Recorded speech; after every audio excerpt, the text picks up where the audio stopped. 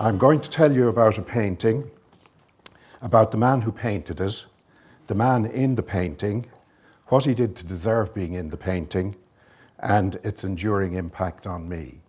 So that's a lot for 10 minutes.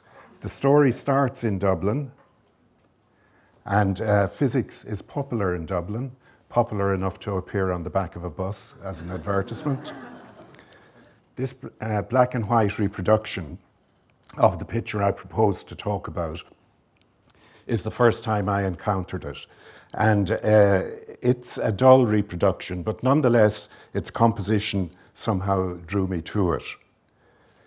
So what I propose to do is I'll talk first a little bit about Schrödinger and this painting, then I'll talk about personal involvement with it, what's in the picture, I'll review the picture gradually, and then a reflection on the picture, and finally some afterthoughts and conclusions.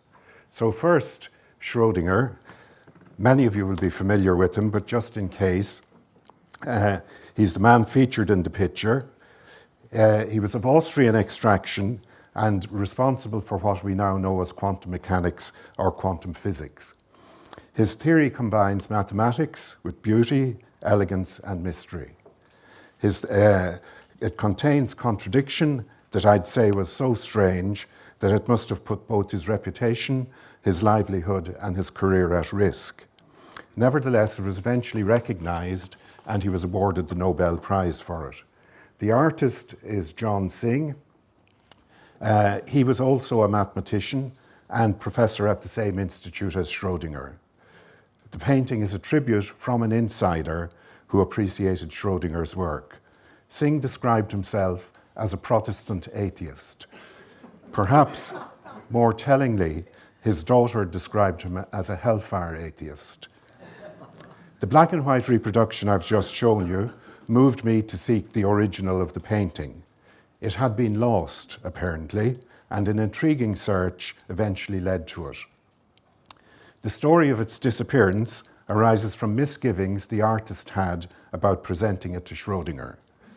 Schrödinger, as many of you will know, was attracted to Eastern religions and had little affinity with the idea of a personal God.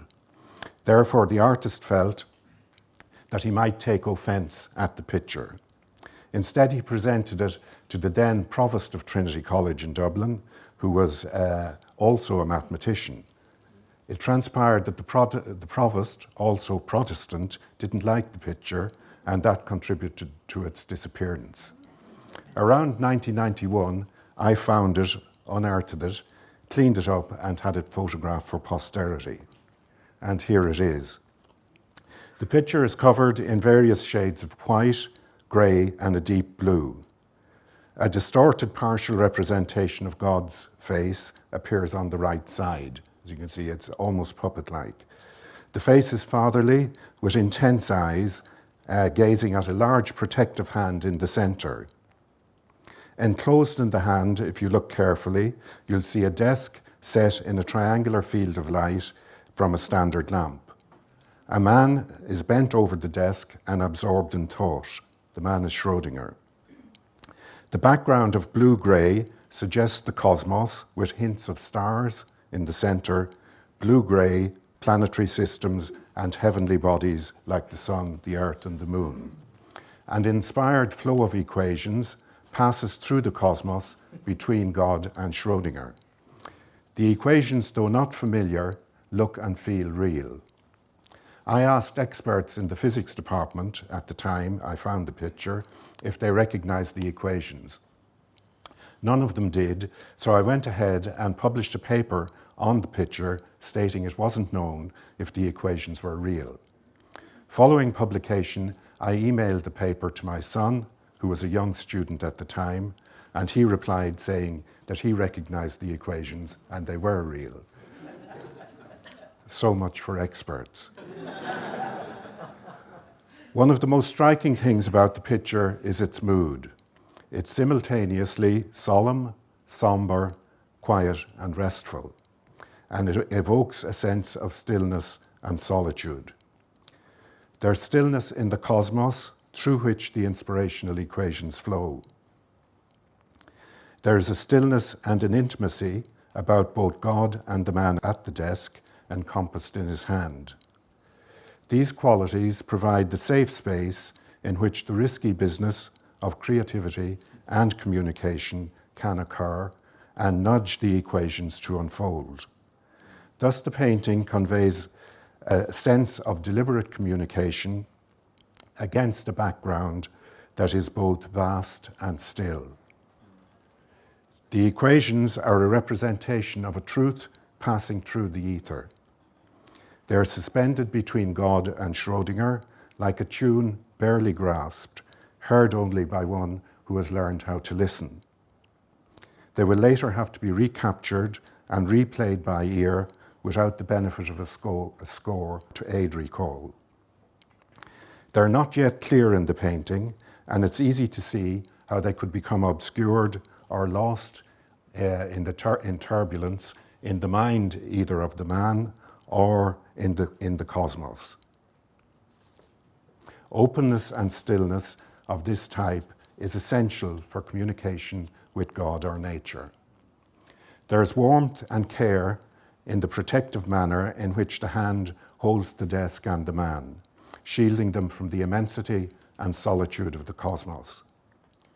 The man is ostensibly working in the glow of the light by his desk and looks as though he is so completely absorbed in his task that he's unconscious of the inspiration he's about to be touched by and where it might be coming from. Other elements in the picture deepen the sense of mystery. Other paintings also reference a sense of mystery about the aspects of science, and this is Miro's The Creation of the World. It also has an ethereal quality. Definite shapes emerge from a random, murky, unstructured background, but the work connects with the real world. We see a kite, a shooting star, a balloon on string, or perhaps sperm. Some of you may have seen the American soap, The Big Bang Theory. The lead character is a physicist, Sheldon Cooper, who is about 65 kilos of decency with the misfortune of 2 left brains. He declares at one point, we're tearing the mask from nature and staring at the face of God. But once the face of God becomes apparent, we must really become more gentle in our inquiry to allow it to reveal itself fully. From the Schrödinger picture, it's not a big step to asserting the importance or an important role for a contemplative spirit at the heart of science. A surprise, perhaps. And the consequence can be scientific creativity, paralleling that seen in the arts and in mystical experience.